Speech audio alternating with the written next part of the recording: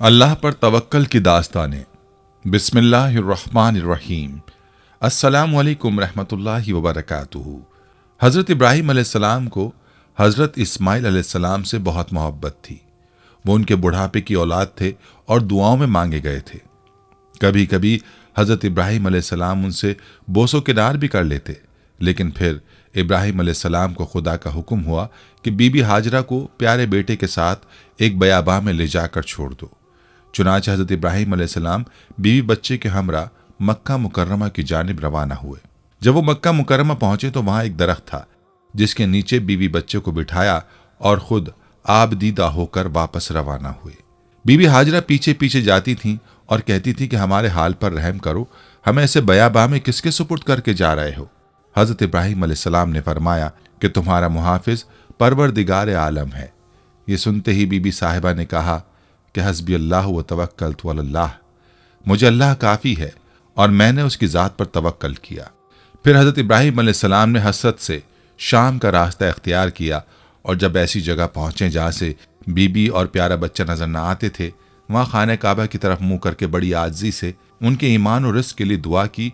और ये उनका तवक्कल था कि अल्लाह ताला ने उनकी सब दुआएं कबूल फरमाई। हज़रत इब्राहीम अलैहिस्सलाम ने अल्लाह पर ऐसा तवक्कल किया और उनकी ज़ौजा ने भी अल्लाह पर भरोसा रखा, जिसके तुफ़ैल एक पूरा शहर वहाँ आबाद हो गया और अहले मक्का पर हर तरह की नेमतें बरस पड़ी। आज हम एक ऐसे मौजू पर बात करेंगे जो हर मुसलमान के लिए बहुत अहम है। ये मौजू है अल्लाह पर भरोसा और अल्लाह पर यकीन। अल्लाह पर भरोसा और अल्लाह पर यकीन एक ऐसी चीज़ है जो हमारी ज़िंदगी को बेहतर बनाने में मदद कर सकती है। यह हमारी ज़िंदगी में खुशी, सुकून और इत्मीनान ला सकती है। यह हमारी ज़िंदगी में मुश्किलात और मसाइब को बर्दाश्त करने की ताकत दे सकती है।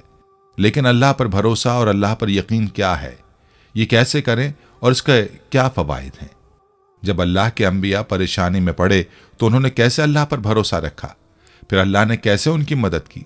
हज़रत यूनुस अलैहिस्सलाम मछली के पेट में थे तो उन्होंने कैसे अल्लाह पर भरोसा रखा। जब हज़रत इब्राहीम अलैहिस्सलाम को आग में डाला जा रहा था तो उन्होंने कैसे अल्लाह पर एतमाद किया। जब मूसा अलैहिस्सलाम समंदर से पार हो रहे थे तो उन्होंने अल्लाह पर कैसे भरोसा रखा। इसी तरह आज की इस वीडियो में हम आपको अंबिया किराम, औलिया अल्लाह और सहाबा किराम के बेहतरीन वाक़यात बताएंगे कि उन्होंने अल्लाह पर कैसे भरोसा रखा और अल्लाह ने कैसे उनकी मदद की। इन सवालात के जवाबात आज हम अपनी आज की इस वीडियो में तफसील से बताएंगे। आपसे गुजारिश है कि वीडियो को आखिर तक ज़रूर देखिएगा।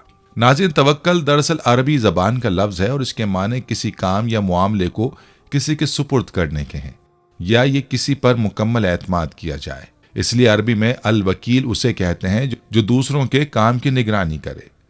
अल्लाह पर तवक्कल यानी भरोसा करना अंबिया इकराम अलैहिमुस्सलाम के तरीक़े के साथ अल्लाह ताला का हुक्म भी है। कुरान और हदीस में तवक्कल अल्लाह का बार बार हुक्म दिया गया है, सिर्फ कुरान करीम में 7 मरतबा। वालल्लाहि फल्यतवक्किलिल मोमिनून फरमाकर मोमिनों को सिर्फ अल्लाह ताला पर तवक्कल करने की ताकीद की गई है। यानी हुक्म खुदाबंदी है कि अल्लाह पर ईमान लाने वालों को सिर्फ अल्लाह ही की ज़ात पर भरोसा करना चाहिए। जो भी असबाब मुहैया हों उन्हें उस यकीन के साथ इख्तियार करना चाहिए कि करने वाली ज़ात तो सिर्फ और सिर्फ अल्लाह ताला की है। हज़रत अय्यूब अलैहिस्सलाम ने जब अपनी तवील बीमारी के बाद अल्लाह ताला से शिफायाबी के लिए दुआ फरमाई तो अल्लाह ताला ने हज़रत अय्यूब अलैहिस्सलाम को हुक्म दिया कि वो अपने पैर को ज़मीन पर मारें।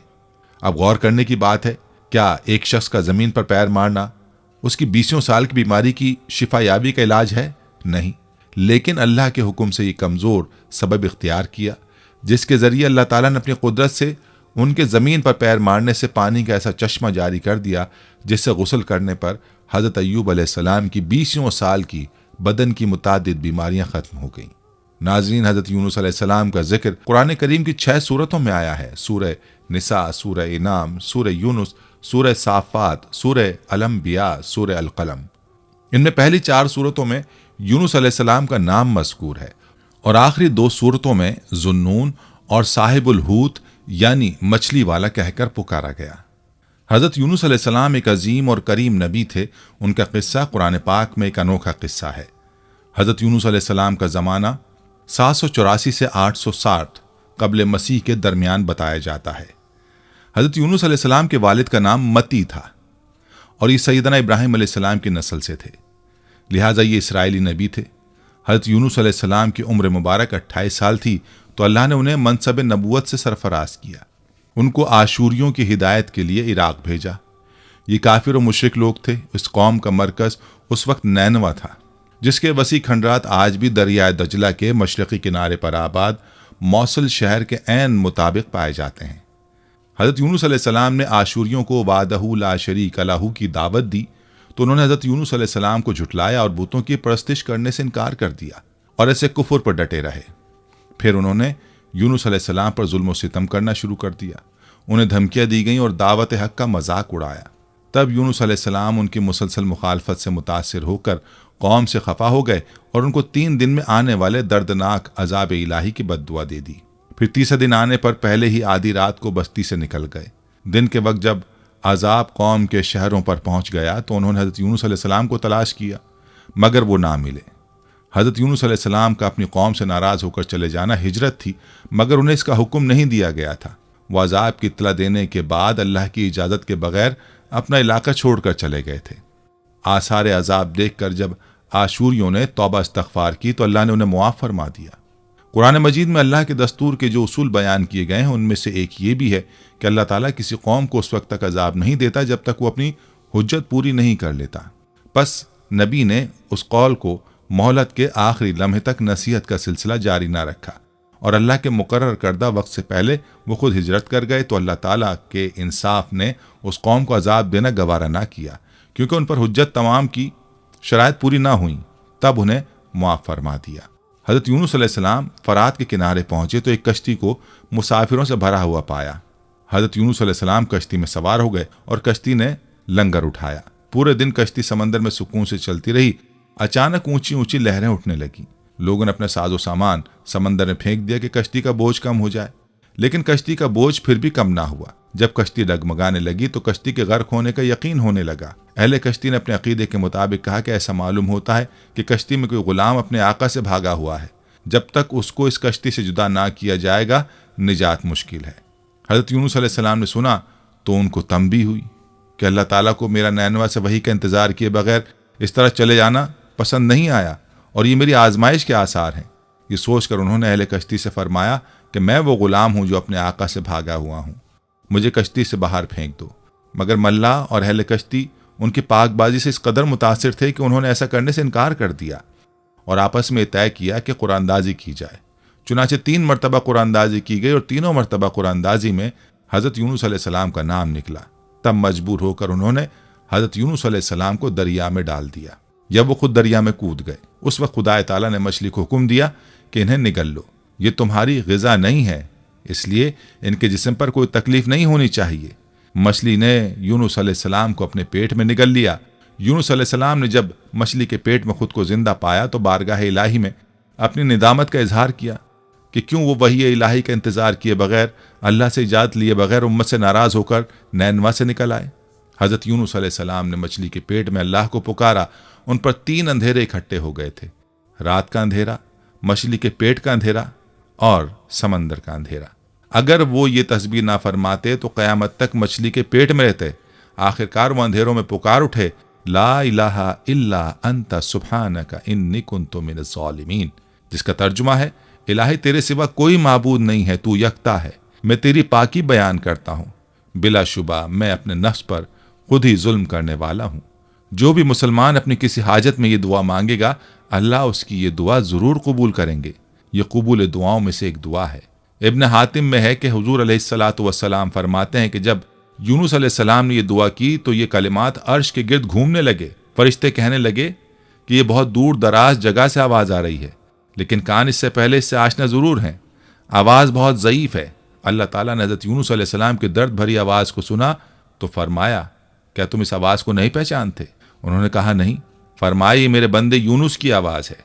फरिश्तों ने कहा, वही यूनुस जिसके पाक अमल कबूल शुदा हर रोज़ तेरी तरफ चढ़ते थे और जिसकी दुआएं तेरे पास कबूल थीं। इलाही, जैसे वो आराम के वक्त नेकियां करता था तो उसकी मुसीबत के वक्त उस पर रहम कर। तो उसी वक्त अल्लाह ताला ने मछली को हुक्म दिया कि वो आपको बगैर किसी तकलीफ के समंदर के किनारे पर उगल दे। रिवायत में आता है कि यूनुस अलैहिस्सलाम मछली के पेट में 3 दिन, 7 दिन, 40 दिन या चंद घंटे तस्बीह करते रहे। चुनाचे मछली ने अल्लाह के हुक्म से समंदर के किनारे पर उगल दिया। हजरत अब्दुल्ला बिन मसूद रजी अल्लाह अन्हु फरमाते हैं कि मछली के पेट में रहने की वजह से उनका जिस्म ऐसा हो गया था जैसे कि परिंदे का पैदाशुदा बच्चा जिसका जिस्म नर्म होता है और जिस्म पर बाल तक नहीं होते। गर्ज यूनुस अलैहिस्सलाम बहुत नहीफ और नातवा हालत में खुश्की पर डाल दिए गए थे। इसके बाद अल्लाह ताला ने साहिल पर एक बेलदार दरख्त उगाया। हजरत अबू हुरैरा रजी अल्लाह अन्हु फरमाते हैं कि जब मछली ने यूनुस अलैहिस्सलाम को खुले मैदान में डाला तो अल्लाह ताला ने आप पर यक़तीन की बेल उगा दी। उनसे पूछा गया कि यक़तीन किसे कहते हैं? फरमाया कद्दू के पौधे को। इसके अलावा अल्लाह ने उनके लिए एक जंगली बकरी भेज दी जो जमीन की घास और जड़ी बूटियां खाती थी और सुबह शाम आपको दूध पिलाती थी, हत्ता कि आपकी तवानाई लौट आई। हजरत यूनुस अलैहिस्सलाम दरख्त के साए में झोंपड़ी बनाकर रहने लगे। चंद दिनों बाद ऐसा हुआ कि उस बेल की जड़ में अल्लाह ताला की तरफ से कीड़ा लग गया और उसने जड़ को काट डाला। जब बेल सूखने लगी तो यूनुस अलैहिस्सलाम को बहुत दुख हुआ। तब अल्लाह ताला ने वही के जरिए उनको मुखातिब किया और फरमाया, यूनुस तुम इस बेल के सूखने पर कितने रंज का इजहार कर रहे हो, जो एक हकीर सी चीज है, मगर तुमने ये ना सोचा कि नैनवा की 1 लाख से ज्यादा आबादी जिसमें इंसान बस रहे हैं, उनके अलावा जानदार भी आबाद हैं, उसको बर्बाद और हलाक कर देने में क्या हमको कोई नागवारी नहीं होगी? और क्या हम उनके लिए इससे ज्यादा शफीक और मेहरबान नहीं है जितना कि तुझको इस बेल से उन्स है, जो तुम वही का इंतजार किए बगैर कौम को बद्दुआ देकर उनके दरमियान से निकल आए। एक नबी की शान के नजदीक ये मुनासिब न था वो कौम के हक में अजाब की बद्दुआ करते और उनसे नफरत करके जुदा हो जाने में उजलत कर ले और वही का इंतजार भी ना करे। यूनुस अलैहिस्सलाम की बस्ती छोड़ देने के बाद नैनवा के लोगों को यकीन हो गया था यूनुस अलैहिस्सलाम की बस्ती छोड़ देने के बाद नैनवा के लोगों को यकीन हो गया था कि वो जरूर खुदा के सच्चे पैगंबर हैं और अब हलाकत यकीनी है। तब ही यूनुस अलैहिस्सलाम हमसे जुदा हो गए। ये सोचकर फौरन बादशाह से लेकर रिया तक सबके दिल खौफ और दहशत से कांप उठे और यूनुस अलैहिस्सलाम को तलाश करने लगे ताकि उनके हाथ पर इस्लाम की बैत करें, और साथ ही खुदा ताला से तौबा इस्तग़फ़ार करने लगे और हर किस्म के गुनाहों से किनारा कश होकर आबादी से बाहर मैदान में निकल आए और बारगाह इलाही में बुलंद आवाज़ में ये इकरार करते रहे, जिसका तर्जुमा है, ए हमारे रब, यूनुस अलैहिस्सलाम जो तेरा पैगाम हमारे पास लेकर आए हैं, हम उसकी तस्दीक करते हैं और हम उस पर ईमान लाते हैं। आखिरकार अल्लाह पाक ने उनकी दुआ कबूल फरमाई और उनको अज़ाब इलाही से महफूज रखा। बहरहाल यूनुस अलैहिस्सलाम को अल्लाह पाक ने सेहत और तंदुरुस्ती देकर अब दोबारा नैनवा जाने का हुक्म दिया कि कौम में रहकर उनकी रहनुमाई फरमाई जाए। चुनांचे हज़रत यूनुस अलैहिस्सलाम नैनवा वापस तशरीफ़ ले गए। कौम के लोगों ने जब उन्हें देखा तो खुशी का इजहार किया। हज़रत यूनुस अलैहिस्सलाम की ज़िंदगी नैनवा में ही गुजरी और वहीं उनका इंतकाल हुआ और वहीं उनकी कब्र थी, जो नैनवा की तबाही के बाद नामालूम हो गई। इस किस्से में सबक यह है कि किसी भी हाल में अल्लाह की रहमत से मायूस नहीं होना चाहिए और ना ही हिदायत के मामले में अपनी ज़ात पर भरोसा करना चाहिए। हिदायत तो बस अल्लाह ही की तरफ से है, आपके ज़िम्मे तो बस पैगाम हक पहुँचाना है। नाज़रीन, हज़रत मूसा अलैहिस्सलाम एक ग़ुलाम के बेटे थे। आप अलैहिस्सलाम कोई शहज़ादे नहीं थे बल्कि ग़ुलाम कौम के एक फ़र्द थे, लेकिन आप अलैहिस्सलाम की परवरिश बादशाह के महल में शहज़ादों की तरह ऐशो इशरत में हुई थी। आप किसी पर जुल्म होता नहीं देख सकते थे और हमेशा मजलूमों की मदद किया करते थे। एक दिन अपनी कौम के एक फ़र्द की मदद करते हुए आप अलैहिस्सलाम से नादानिस्ता दुश्मन कौम के एक शख्स का कत्ल हो जाता है, जिस पर आप पशेमान होते हैं और समझ जाते हैं कि यह शैतानी काम है जो आपसे अनजाने में सरजद हो गया। बेशक वो शैतान सरीहन बहकाने वाला दुश्मन है। इस बात का एहसास होते ही आप अलैहिस्सलाम अपने रब से माफ़ी मांगते हैं। कहते हैं, परवरदिगार, बेशक मैंने अपने नफ्स के लिए मुसीबत मोल ले ली है, तू मुझे बख्श दे। तो रब ने उन्हें बख्श दिया। बेशक वही बख्शने वाला मेहरबान है। दूसरे दिन सुबह आप अलैहिस्सलाम खतरे को भांपते और डरते हुए जब शहर पहुंचते हैं तो शहर के आखिरी किनारे से एक शख्स दौड़ता हुआ आता है और कहता है, मूसा, बेशक दरबार वाले आपके कत्ल का मशवरा कर रहे हैं, तो निकल जाइए। बेशक मैं आप अलैहिस्सलाम की खैर खाहों में से हूँ। यह खबर सुनते ही आप अलैहिस्सलाम डर कर वहाँ से चुपके से निकल खड़े होते हैं। साथ ही दुआ करते हैं कि ऐ परवरदिगार, मुझे जालिम कौम से बचा ले। आप अलैहिस्सलाम मदैन जाने का इरादा करते हैं और मदैन की तरफ रुख करके कहते हैं, मुझे उम्मीद है कि मेरा रब मुझे ठीक रास्ते पर डाल देगा। जब आप अलैहिस्सलाम मदैन के एक कुएं पर पहुंचते हैं तो देखते हैं कि वहां लोगों की एक जमात अपने मवेशियों को पानी पिला रही है और एक तरफ 2 औरतें अपनी बकरियों को रोके खड़ी हैं। आप अलैहिस्सलाम उन औरतों से पूछते हैं कि तुम दोनों यूं क्यों खड़ी हो? तो वो दोनों कहती हैं कि जब तक ये चरवाहे अपने मवेशियों को पानी पिलाकर नहीं चले जाते, हम अपनी बकरियों को पानी नहीं पिला सकते और हमारे वालिद उमर रसीदा बुजुर्ग हैं। तो आप अलैहिस्सलाम खुद उनकी बकरियों को पानी पिला देते हैं, फिर एक साए की जगह पर बैठ जाते हैं और अपने रब से इल्तिजा करते हैं, परवरदिगार, जो खैर भी तू मुझ पर नाजिल कर दे, मैं उसका मोहताज हूँ। ये कहानी हज़रत मूसा अलैहिस्सलाम की नबूवत से सरफराज किए जाने से पहले की है। ज़रा अपने तसव्वुर में लाइए कि शाही महल में नाजो नाम से पला बढ़ा एक नौजवान अचानक अपना सब कुछ छोड़कर खाली तन्हा जान बचाकर मिस्र से निकलता है। नामालूम कैसी कैसी मुश्किलात और तकालीफ उठाकर सहराए सीना अबूर करता है। फिर वो कैसे इलाके में पहुंच जाता है जहां उसका ना कोई पुरसाने हाल है और ना कोई वाकिफकार है, न सर छुपाने की जगह है, ना ही रोटी रोजी का कोई वसीला है। गोया गुर्बत और मोहताजी और मुफलिसी की इंतहा है। कोई आम इंसान होता तो इन हालात में हिम्मत हार जाता, लेकिन हज़रत मूसा अलैहिस्सलाम ने हर मौके पर अल्लाह से रुजू किया। ना दानिस्ता कत्ल कर दिया, अल्लाह से मुआफ़ी मांगी, मिस्र से जान बचाकर निकलते वक्त दुआ की, ऐ मेरे परवरदिगार मुझे जालिम कौम से बचा ले। मदैन की तरफ रुख किया और रास्ता नामालूम है, कोई संगी साथी भी नहीं। तो फरमाया, मुझे उम्मीद है मेरा रब मुझे ठीक रास्ते पर डाल देगा। और फिर कई दिनों तक थका देने वाला सफ़र तय करके जब मदैन पहुंचते हैं तो अपनी थकावट के बावजूद खिदमत खल्क सर अंजाम देते हैं। कमज़ोरों की मदद करने पर कमर बस्ता हो जाते हैं और दोनों औरतों को बकरियों को बगैर किसी मुआवजे के पानी पिला देते हैं।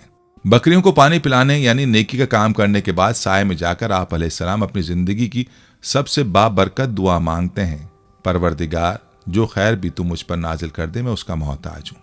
हज़रत मूसा अलैहिस्सलाम जैसा मामला अगर हमारे साथ पेश आता तो हम कितने फ्रस्ट्रेशन, डिप्रेशन और जहनी इंतशार का शिकार होते। हमारी कैफियत क्या होती और हम क्या करते। अगर हम ऐसे में अपने रब से मांगते तो क्या मांगते, दुआ करते तो क्या दुआ करते। हम सब खूब जानते हैं कि हम क्या मांगते। हम अल्लाह से रोज़ी रोटी मांगते और सर छुपाने की जगह मांगते। लेकिन हज़रत मूसा अलैहिस्सलाम ना ही फ्रस्ट्रेट हुए, ना ही डिप्रेशन या जहनी इंतशार का शिकार हुए, ना हमारी तरह अपने रब से रोज़ी रोटी का सवाल किया और ना ही सर छुपाने के लिए कोई जाए पनाह मांगी, लेकिन एक ऐसी जामे दुआ की जिसमें सब कुछ अपने रब पर छोड़ दिया, सब कुछ अपने रब से मांग लिया। फरमाया, परवरदिगार जो खैर भी तू मुझ पर नाजिल कर दे, मैं उसका मोहताज हूँ। हज़रत मूसा अलैहिस्सलाम ने इस दुआ के ज़रिए अल्लाह ताला से हमें यह भी बता दिया कि खैर व बरकत आसमान से नाजिल होती है, उसका नाजिल करने वाला आसमान से ऊपर अपने अर्श पर मुस्तवी है। हज़रत मूसा अलैहिस्सलाम की ये दुआ इतनी बाबरकत साबित हुई कि एक तही दस्त मुसाफिर जिन्हें इस शहर में कोई जानने वाला भी नहीं था, वहाँ उन्हें फ़ौरन ही सब कुछ मिल गया। मसलन मुलाजमत, सर छुपाने की बेहतरीन जगह, दीनदार ख़ानदान, नेक बीवी और रूहानियत की तकमील के लिए एक जलील क़द्र हस्ती की सोहबत। और बाद में इस दुआ की बरकत से आप अलैहिस्सलाम नबुव्वत से भी नवाजे गए। ये होती है बरकत जो अल्लाह ताला पर तवक्कल करने से मिलती है। ये होती है बरकत जो दुआ करने से मिल सकती है। नेज़ तवक्कल करने वालों के बारे में फरमान इलाही है जिसका तर्जुमा है, और अल्लाह उसे ऐसी जगह से रिज़्क़ अता फरमाता है जहाँ से उसका गुमान भी नहीं होता। और जो शख्स अल्लाह पर तवक्कल करता है तो वो अल्लाह उसे काफ़ी है। बेशक अल्लाह अपना काम पूरा करने वाला है। बेशक अल्लाह ने हर शय के लिए अंदाज़ा मुकर्रर फरमा रखा है। सूरह तलाक़। हज़रत मूसा अलैहिस्सलाम ने अल्लाह पर तवक्कल किया तो अल्लाह ताला ने भी उन्हें ऐसी जगह से वो सब कुछ अता कर दे जिसका गुमान इंसानी जहन किसी तरह कर ही नहीं सकता। आज भी जो शख्स अल्लाह पर तवक्कल और भरोसा करेगा तो अल्लाह ताला उसके हर जायज़ काम के लिए काफ़ी होगा। हज़रत उमर बिन ख़त्ताब रज़ी अल्लाह अन्हु कहते हैं कि रसूलुल्लाह सल्लल्लाहु अलैहि वसल्लम ने फरमाया, अगर तुम लोग अल्लाह पर तवक्कल भरोसा करो जैसा कि उस पर तवक्कल यानी भरोसा करने का हक़ है, तो तुम्हें उसी तरह रिस्क मिलेगा जैसा कि परिंदों को मिलता है कि सुबह को वो भूखे निकलते हैं और शाम को आसूदा वापस आते हैं। नाज़रीन, कुरान करीम ने जिस वाक़े को अहसनुल क़सस करार दिया है वो हज़रत यूसुफ़ अलैहिस्सलाम का वाक़या है जो अपने अंदर बहुत से सबक लिए हुए है। हज़रत यूसुफ़ अलैहिस्सलाम हज़रत इब्राहीम अलैहिस्सलाम के पड़ पोते, हज़रत इसहाक़ अलैहिस्सलाम के पोते और जनाब याकूब अलैहिस्सलाम के लख्ते जिगर थे। आपने बचपन में ख्वाब देखा कि आपको 11 सितारे, सूरज और चांद सजदा कर रहे हैं। आप अलैहिस्सलाम ने अपने वालिद गिरामी से इस ख्वाब को बयान किया। हज़रत याकूब अलैहिस्सलाम ने जनाब यूसुफ़ अलैहिस्सलाम को इस बात की नसीहत की कि आप अलैहिस्सलाम ने अपने इस ख्वाब को अपने भाइयों के सामने बयान नहीं करना। अल्लाह तबारक व तआला आप अलैहिस्सलाम पर और आले याकूब पर आपके आबा व अजदाद की तरह नेमत को पूरा करेगा। दूसरी तरफ हज़रत यूसुफ़ अलैहिस्सलाम के सौतेले बिरादरान हज़रत याकूब अलैहिस्सलाम की मोहब्बत के हुसूल के लिए हज़रत यूसुफ़ अलैहिस्सलाम को बाबा की आंखों से दूर करने की तदबीरें कर रहे हैं ताकि हज़रत याकूब अलैहिस्सलाम की मोहब्बतों को हासिल कर लिया जाए। उन्होंने हज़रत याकूब अलैहिस्सलाम के सामने एक प्लान के तहत इस बात का इजहार किया कि आप अलैहिस्सलाम हज़रत यूसुफ़ अलैहिस्सलाम के मामले में हम पर भरोसा क्यों नहीं करते। आप इनको हमारे साथ रवाना करें ताकि वो हमारे साथ खेलें और खाएं पिएं। हज़रत याकूब अलैहिस्सलाम ने इस खदशे का इजहार किया कि कहीं तुम हज़रत यूसुफ़ अलैहिस्सलाम से गाफिल ना हो जाओ और उन्हें कोई भेड़िया खा जाए। उन्होंने हज़रत याकूब अलैहिस्सलाम को मुतमईन किया और हज़रत यूसुफ अलैहिस्सलाम को अपने साथ ले गए और उनको गहरे कुएं में उतार दिया। बाबा याकूब के पास आकर कहा कि आपका खदशा दुरुस्त साबित हुआ और यूसुफ अलैहिस्सलाम को एक भेड़िया खा गया। हज़रत याकूब अलैहिस्सलाम ने इस बात पर सब्र किया और खामोश हो गए। हज़रत यूसुफ अलैहिस्सलाम जिस कुएं में मौजूद थे तो उसके पास से मिस्र को जाने वाला एक काफिला गुजरा। उन्होंने पानी के हुसूल के लिए डोल को डाला तो हज़रत यूसुफ अलैहिस्सलाम डोल के जरिए बाहर आ गए। उन्होंने हज़रत यूसुफ अलैहिस्सलाम को अपने हमरा लिया और उनको गिनती के चंद दरहमों के एवज मिस्र के एक बड़े घराने यानी अजीज मिस्र के हाथों फरोख्त कर दिया। हज़रत यूसुफ अलैहिस्सलाम वहाँ परवरिश पाते रहे और अपनी ज़िंदगी के माहो साल तय करते रहे। जब आप अलैहिस्सलाम जवान हुए तो अजीज मिस्र की बीवी आपके हुस्न पर फरेफ्ता हो गई और उसने आप अलैहिस्सलाम को बुराई की दावत दी, जिसको हज़रत यूसुफ अलैहिस्सलाम ने ठुकरा दिया। अजीज मिस्र की बीवी ने हज़रत यूसुफ अलैहिस्सलाम का ताक़ुब करने की कोशिश की। इसी असना में अजीज मिस्र अपने महल में दाखिल हो रहा था। जब उसने सारे मंजर को देखा तो उसको बड़ी तशवीश हुई, लेकिन इस मौके पर उसकी बीवी ने अपने रवैये को बदलकर हज़रत यूसुफ अलैहिस्सलाम पर इल्ज़ाम लगा दिया। हज़रत यूसुफ अलैहिस्सलाम की बेगुनाही को साबित करने के लिए अल्लाह तबारक व तआला ने महल के एक बच्चे को क़ुव्वत गुयाई अता फरमा दी, जिसने ये बात कही कि हज़रत यूसुफ अलैहिस्सलाम की कमीज़ अगर आगे से फटी हुई है तो अजीज़ मिस्र की बीवी का इल्ज़ाम सच्चा है, अगर कमीज़ पीछे से फटी हुई है तो इल्ज़ाम झूठा है। हज़रत यूसुफ अलैहिस्सलाम की कमीज़ को देखा तो वो पीछे से फटी हुई थी। चुनांचे ये बात साबित हो गई कि हज़रत यूसुफ अलैहिस्सलाम पाक दामन है। इस वाक़े की इत्तला जब मिस्र में फैली तो तबका अशराफिया से ताल्लुक़ रखने वाली औरतों ने अजीज़ की बीवी के किरदार पर तशवीश का इजहार किया कि वो किस तरह अपने ही पाले हुए जवान पर फरेफ्ता हो गई। जब अजीज़ मिस्र की बीवी ने उनकी बातों को सुना तो उसने उन औरतों को अपने घर मदऊ किया और उनके लिए मसनद को तैयार किया और उनके हाथों में फलों और छुरी को थमा दिया। उन औरतों ने अपने हाथों को काट लिया। यूसुफ अलैहिस्सलाम ने सारे मंजर को देखकर अल्लाह ताला से दुआ की कि मुझे इन औरतों के मकर से निजात दिलाकर जेल खाने पहुंचा दे। अल्लाह ताला ने आपकी दुआ कबूल फरमाकर आपसे उनके मकर को रफा कर दिया। जब आप अलैहिस्सलाम जेल खाने में दाखिल हुए तो आप अलैहिस्सलाम की 2 कैदियों से मुलाकात हुई जिन्होंने अपने ख्वाबों को आपके सामने रखा। हज़रत यूसुफ अलैहिस्सलाम ने उनके ख्वाबों को सुनकर उन्हें ये बात बतलाई कि तुम में से एक शख्स सूली पर चढ़ जाएगा और एक बादशाह का साकी बन जाएगा। साकी बनने वाले कैदी से आपने कहा कि बादशाह वक्त से मेरी बाबत जिक्र करना। कैदी आज़ाद होने के बाद बादशाह वक्त का साकी बन गया, लेकिन वो बादशाह वक्त के सामने हज़रत यूसुफ अलैहिस्सलाम का जिक्र करना भूल गया। कई बरस गुजरने के बाद बादशाह मिस्र को ख्वाब आया कि 7 कमज़ोर गायें 7 मोटी ताज़ी गायों को खा रही हैं, जबकि बाकी खुश्क बालियां हैं। बादशाह वक्त के साकी को फिलफौर हज़रत यूसुफ अलैहिस्सलाम की याद आई। वो यूसुफ अलैहिस्सलाम के पास पहुंचा तो उन्होंने ये बात कही कि 7 साल खुशहाली के बाद 7 साल आलमगीर कहत पूरी दुनिया को अपनी लपेट में ले लेगा।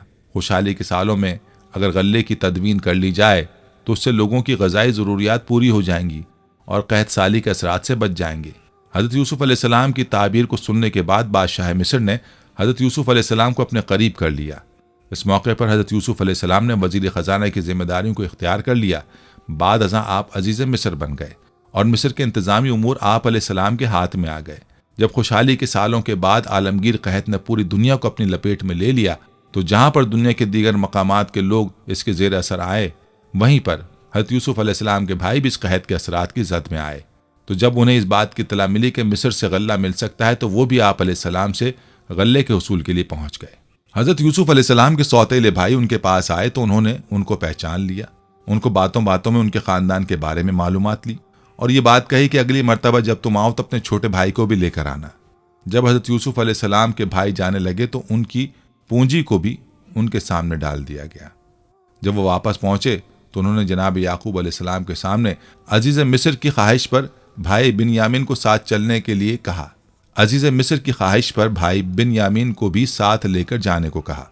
हज़रत याकूब अलैहिस्सलाम इस बात पर आमादा ना थे, लेकिन जब सामान से पूंजी भी बरामद हो गई तो याकूब अलैहिस्सलाम हज़रत बिन्यामीन को साथ रवाना करने पर आमादा और तैयार हो गए। हज़रत बिन्यामीन को लेकर जब भाई पहुंचे और गल्ले को तोला गया तो हज़रत यूसुफ अलैहिस्सलाम ने एक तदबीर के जरिए बिन्यामीन को अपने पास रोक लिया। हज़रत बिन्यामीन की बाजियाबी के लिए भाइयों ने इल्तिजाएं की, लेकिन हज़रत यूसुफ अलैहिस्सलाम हज़रत बिन्यामीन को साथ रवाना करने पर आमादा ना हुए। जब काफिले वाले हज़रत याकूब अलैहिस्सलाम के पास पहुंचे और उनको इस बात की इत्तला दी गई कि आपके बेटे बिन्यामीन को चोरी के जुर्म में गिरफ्तार कर लिया गया तो हज़रत याकूब अलैहिस्सलाम इस बात पर इंतहाई दिल गिरफ्तार हुए और आपकी बीनाई भी आपके आंसुओं के साथ गुल हो गई। हज़रत याकूब अलैहिस्सलाम ने ऐसे आलम में अपने बेटों को इस बात की नसीहत की कि जाओ, जाकर बिन्यामीन और यूसुफ को तलाश करो और अल्लाह की रहमत से नाउमीद ना होना। अब की मरतबा जब बाज भाई गए तो इस मरतबा ख़रीदारी के लिए उनके पास जमा पूंजी मौजूद ना थी। उन्होंने बड़ी दिल गिरफ्तगी से अजीज़ मिस्र के सामने इस बात का इजहार किया कि आपसे हम सदका लेने आए हैं, आप हमें सदका दे दें।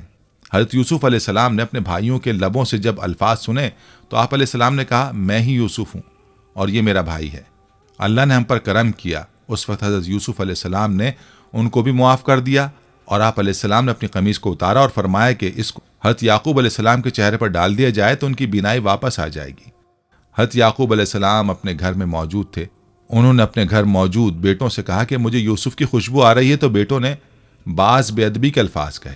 इसी असना में जब बाहर से आने वाले भाई जब घर पहुंचे और कमीज पर आपको डाला गया तो आपकी बीनाई वापस आ गई। बेटे शर्मसार हुए, आपने उनकी खता को मुआफ़ फरमा दिया और तमाम अहले खाना में से रवाना हुए, जहां यूसुफ अलैहिस्सलाम ने अपने वालिदैन को तख्त पर बिठाया और आपके वालिदैन और भाई आपके सामने सजदा रेज हो गए।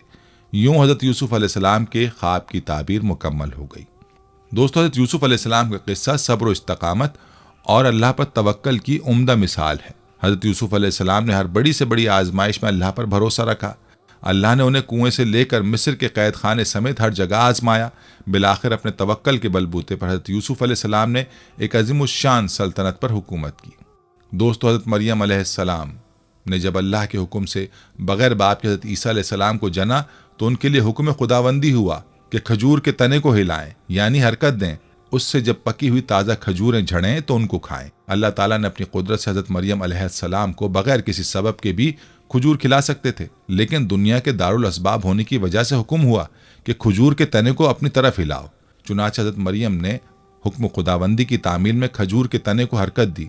खजूर का तना इतना मजबूत होता है कि चंद ताकतवर मर्द भी उसे आसानी से नहीं हिला सकते, लेकिन सिनफ़े नाजुक ने उस कमज़ोर सबब को इख्तियार किया तो अल्लाह ताला ने अपने हुक्म से सूखे हुए खजूर के दरख्त से हज़रत मरियम अलैहिस्सलाम के लिए ताज़ा खजूरें यानी ग़िज़ा का इंतज़ाम कर दिया। इस वाक़े से मालूम हुआ कि जो भी असबाब मुहैया हों, अल्लाह पर तवक्कल करके उन्हें इख्तियार करना चाहिए। असबाब तो हमें इख्तियार करने चाहिए, लेकिन हमारा भरोसा अल्लाह की ज़ात पर होना चाहिए कि वह असबाब के बगैर भी चीज़ को वजूद में ला सकता है और असबाब की मौजूदगी के बावजूद उसके हुक्म के बगैर कोई भी चीज़ वजूद में नहीं आ सकती। हज़रत इब्राहीम अलैहिस्सलाम को जलती हुई आग में डाला गया। जलाने के सारे असबाब मौजूद थे, मगर हुक्म खुदाबंदी हुआ कि आग हज़रत इब्राहीम अलैहिस्सलाम के लिए सलामती बन जाए, तो आग ने उन्हें कुछ नुकसान नहीं पहुंचाया, बल्कि वो आग जो दूसरों को जला देती है हज़रत इब्राहीम अलैहिस्सलाम के लिए ठंडी और सलामती वाली बन गई। इसी तरह हज़रत इस्माइल अलैहिस्सलाम की गर्दन पर ताकत के साथ तेज़ छुरी चलाई गई, मगर छुरी भी काटने में अल्लाह के हुक्म की मोहताज होती है। अल्लाह ने उस छुरी को हज़रत इस्माइल अलैहिस्सलाम की गर्दन को ना काटने का हुक्म दिया था, लिहाजा काटने के असबाब की मौजूदगी के बावजूद छुरी हज़रत इस्माइल अलैहिस्सलाम की गर्दन नहीं काट सकी। हज़रत अनस बिन मालिक रज़ियल्लाहु अन्हु फरमाते हैं कि एक शख्स ने रसूलुल्लाह सल्लल्लाहु अलैहि वसल्लम से पूछा, क्या ऊँटनी को बांध कर तवक्कल करूँ या बगैर बांधे? आप सल्लल्लाहु अलैहि वसल्लम ने इरशाद फरमाया, बांधो और अल्लाह पर भरोसा करो। कुरान करीम में अल्लाह पर तवक्कल यानी भरोसा करने की बार बार ताकीद की गई है। इख्तिसार को मद्देनज़र रखते हुए यहाँ सिर्फ चंद आयात का तर्जुमा पेश कर रहा हूँ। नंबर 1, तुम उस ज़ात पर भरोसा करो जो जिंदा है, जिससे कभी मौत नहीं आएगी। सूरह अल फुरकान आयत 58। जब तुम किसी काम करने का अज़्म कर लो तो अल्लाह पर भरोसा करो। सूरह आले इमरान। जो अल्लाह पर भरोसा करता है अल्लाह उसके लिए काफ़ी हो जाता है। सूरह अल तलाक। इन तमाम आयात में अल्लाह ताला ने मोमिनों को अपनी ज़ात पर तवक्कल का न सिर्फ हुक्म दिया है बल्कि उसकी इंतहाई तरगीब दी है। नबी अलैहिस्सलातु वस्सलाम ने भी मुतादिद मकामात पर अल्लाह पर भरोसा करने की तालीम व तरगीब दी है। रिवायात में आता है कि जब कुफ़ार मक्का ओहद की जंग से वापस हो गए तो रास्ते में उन्हें पछतावा हुआ कि हम जंग में गालिब आ जाने के बावजूद खामखा वापस आ गए। अगर हम कुछ और जोर लगाते तो तमाम मुसलमानों का खात्मा हो सकता था। इस ख्याल की वजह से उन्होंने मदीना मुनव्वरा की तरफ लौटने का इरादा किया। दूसरी तरफ हुजूर अकरम सल्लल्लाहु अलैहि वसल्लम ने उनके इरादे से बाखबर होकर ओहद के नुकसानात की तलाफी के लिए अगले दिन सुबह सवेरे सहाबा में ऐलान फरमा दिया कि हम दुश्मन के ताक़ुब में जाएंगे और जो लोग जंग ओहद में शरीक थे सिर्फ वो हमारे साथ चलें। सहाबा किराम ज़ख्मी और थके हुए थे, लेकिन उन्होंने आप सल्लल्लाहु अलैहि वसल्लम के फरमान पर लब्बैक कहा। हुजूर अलैहिस्सलातु वस्सलाम अपने सहाबा किराम के साथ हमरा अल असद के मकाम पर पहुंचे तो कबीला बनी खज़ा के एक शख्स ने मुसलमानों के हौसले का मुशाहिदा करके उसके मुतालिक अबू सुफियान को इत्तला दी और उसे वापस जाने का मशवरा दिया। इससे कुफ्फार पर रोब तारी हुआ और वापस मक्का लौट गए। मगर अबू सुफियान ने एक शख्स के जरिए मुसलमानों पर हमला आवर होने वाला है, इस पर सहाबा किराम बजाय डरने के बेसाख्ता बोल उठे, हमने अल्लाह पर भरोसा किया और वो बेहतरीन कारसाज है। सही बुखारी मुस्लिम शरीफ में हज़रत इब्न अब्बास रज़ियल्लाहु ताला अन्हु की रिवायत है कि रसूल खुदा सल्लल्लाहु अलैहि वसल्लम ने फरमाया, मेरी उम्मत में से 70,000 आदमी बिला हिसाब जन्नत में दाखिल होंगे। उनके औसाफ में से एक ये भी है कि वो अल्लाह पर तवक्कुल करने वाले होंगे। बस आदमी जायज़ असबाब इख्तियार करे, लेकिन भरोसा सिर्फ अल्लाह की ज़ात पर रखे, शरीयत पर अमल पैरा रहे, अल्लाह के अजाब और नाराज़गी से डरता रहे, अल्लाह की रहमत से मुआफ़ी की उम्मीद रखे। और इसी तरह हमें चाहिए कि हम भी कोई काम करने का इरादा करें तो पहले हर मुमकिन असबाब इख्तियार करें और नतीजा अपने अल्लाह पर छोड़ दें। यकीनन बेहतरी के नताइज सामने आ जाएंगे।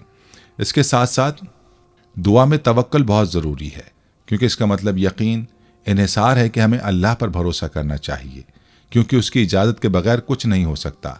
तवक्कुल बुनियादी तौर पर अल्लाह पर भरोसा और एतमाद है, जो उन नताइज को कबूल करता है जिनका फ़ैसला वही करता है, चाहे वो कैसे भी निकलें। दुआ की कबूलियत का इन्हिसार आपके यकीन पर है, जैसे कि अल्लाह ताला कुरान मजीद में फरमाता है, जब मेरे बंदे तुमसे मेरे बारे में पूछें तो उनसे कहो मैं उनके करीब हूँ, मैं हर पुकारने वाले की दुआ सुनता हूँ जब वो मुझे पुकारता है। नाज़रीन, आम जिंदगी में भी तवक्कुल की बेशुमार मिसालें मौजूद हैं। एक औरत कहती कि मेरा खाविंद किसी वजह से लंबी मुद्दत के लिए गायब हो गया। उस वक्त मैं कम उम्र बच्ची की माँ थी, जब मेरा ज़ईफ़ुल उम्र बाप भी हमारे साथ ही रहता था। हमारी गुर्बत और मुफलिसी अपनी इंतहा को थी और अक्सर औकात हमारे घर में खाने के लिए कुछ ना होता था। अगर दोपहर को कुछ खा लेते तो रात को भूखा सोना पड़ता। सब्र के साथ हम हर हाल में अल्लाह का शुक्र अदा करते थे। एक रात को तो भूख और अफलास ने हमारा वो इम्तहान लिया जो इससे पहले कभी नहीं लिया था। मेरी बेटी को शदीद बुखार ने आ लिया। बच्ची के बुखार और भूख से बनी हालत से मुझे अपने और अपने वालिद की भूख भूल गई। ऐसी बेकसी और लाचारी तो कभी नहीं देखी थी। बेकरारी हद से बढ़ी तो मुझे अल्लाह तबारक व तआला का वो कौल याद आ गया, जिसका तर्जुमा है, भला कौन बेकरार की इल्तिजा कबूल करता है जब वो उसकी दुआ करता है, और कौन उसकी तकलीफ दूर करता है। जी हाँ, हर किस्म की तकलीफ, चाहे वो भूख की हो या बीमारी की या गुर्बत और अफलास और गुनाहों की, कौन है उस ज़ात पाक के सिवा जो इन सब तकलीफ़ों को दूर कर सकता है। ये सब सोचकर मैं उठी और जाकर वज़ू किया। वापस आकर बच्ची के माथे पर पानी से भीगी हुई पट्टी रखी। अल्लाह के हुजूर नमाज की अदायगी के लिए खड़ी हो गई। मुख्तसर सी नमाज पढ़ने के बाद हाथ उठाकर बच्ची के लिए दुआ की, उसके माथे से पट्टी उतार कर दोबारा पानी से भिगोकर रखी और एक बार फिर नमाज के लिए खड़ी हो गई। नमाज के बाद एक बार फिर बारगाह इलाही में दुआ के लिए हाथ उठा लिए, दुआ से फरागत पर पानी की पट्टी तब्दील की और दोबारा नमाज के लिए खड़ी हो गई। ये अमल मैंने कई बार किया। जब मैं ये सब कुछ बार बार दोहरा रही थी तो किसी ने दरवाज़ा खटखटाया। इस हैरत के साथ, भला रात के इस पहर कौन हो सकता है? मेरे वालिद ने पूछा, कौन? और जवाब आया, मैं डॉक्टर हूँ।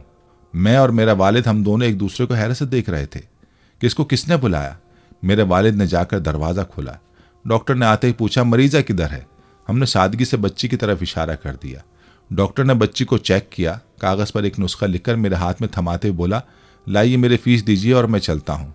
मैंने आस्तिकी से जवाब दिया, डॉक्टर साहब, हमारे पास तो आपको देने के लिए फ़ीस या पैसे नहीं है, बल्कि हमारे पास तो कुछ भी नहीं है। मेरा ये जवाब सुनते ही डॉक्टर झल्ला उठा और गुस्से से तकरीबन धाड़ते हुए बोला, अगर फ़ीस देने के लिए पैसे नहीं थे तो मुझे आधी रात को फ़ोन करके क्यों बुलाया था? क्यों मुझे इस तरह बेआराम किया तुम लोगों ने?